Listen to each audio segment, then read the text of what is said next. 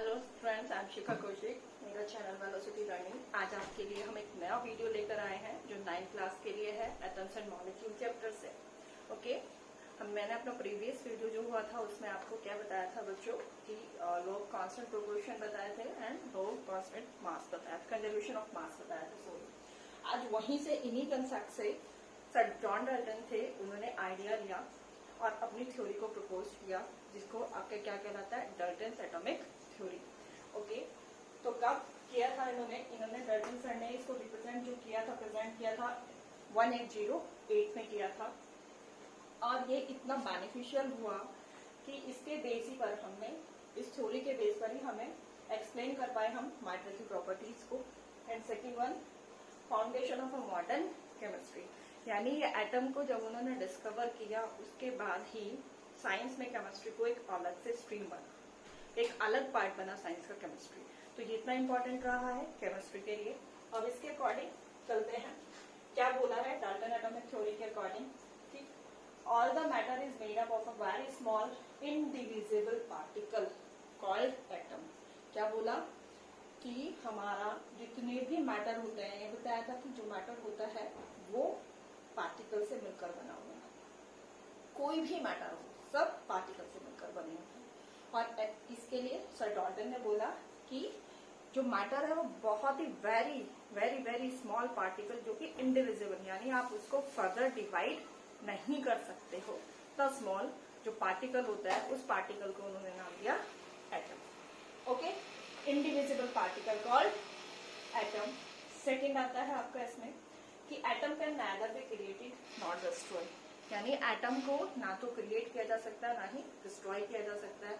इसका हमने आपको बताया था कंजर्वेशन ऑफ मास का जो लॉ था हमारा, उसके अकॉर्डिंग हमने उसमें क्या किया था कि हमारा जो मास बताया था आपको कि जितना टोटल मास केमिकल रिएक्शन में, जितना टोटल मास किसका होता है, आपके रिएक्टेंट का होता है, उतना ही टोटल मास आपके प्रोडक्ट का होता है। तो इट मीन्स मास में रिएक्शन से पहले एंड आफ्टर रिएक्शन कोई भी चेंजेस नहीं है, वो सेम है। तो that's why we can say कि atom can neither be created not destroyed.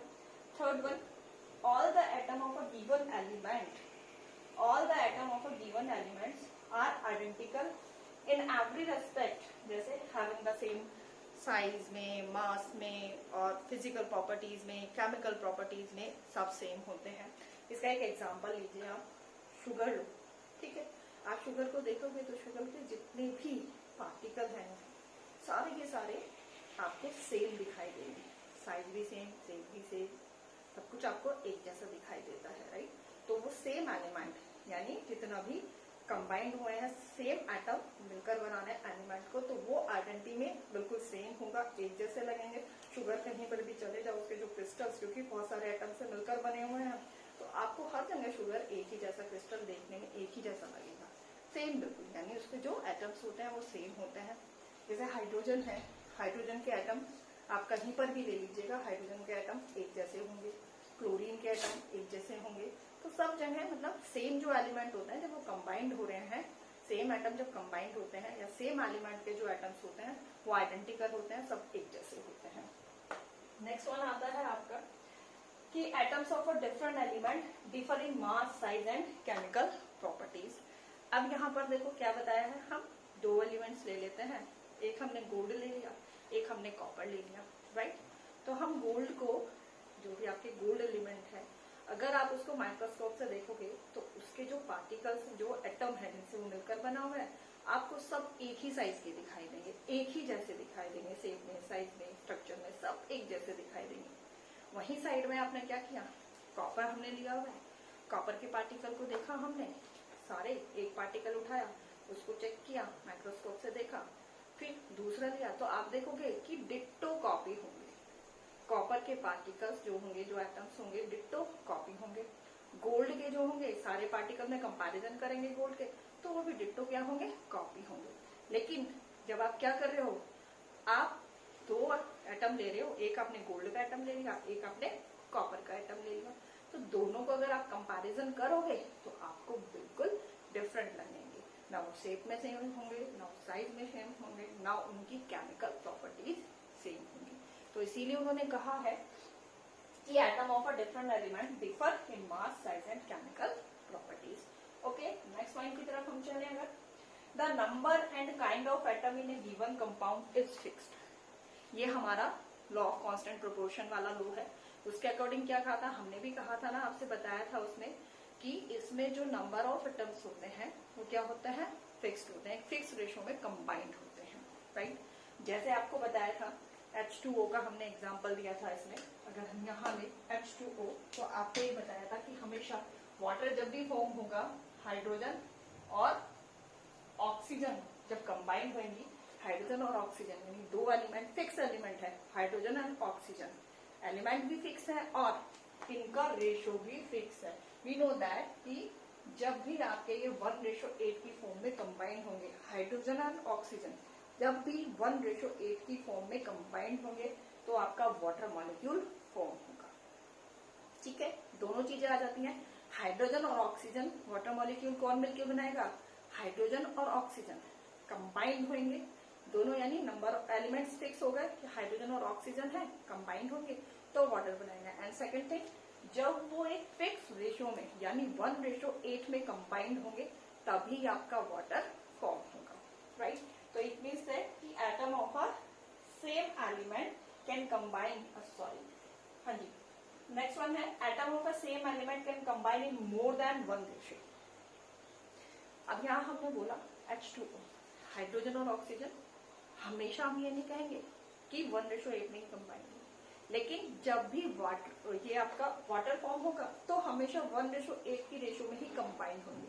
लेकिन यह कहा है कि सेम एलिमेंट डिफरेंट रेशो में कंबाइंड हो सकते हैं नंबर ऑफ कंपाउंड्स फॉर्म करने के लिए। जैसे यहाँ पर आपके हाइड्रोजन और वाटर कंबाइंड हुआ, ये सॉरी हाइड्रोजन और ऑक्सीजन कंबाइंड हुआ 1:8 में, यहाँ पर भी आ जाता है, यहाँ पर आपका हो जाएगा H2O, राइट।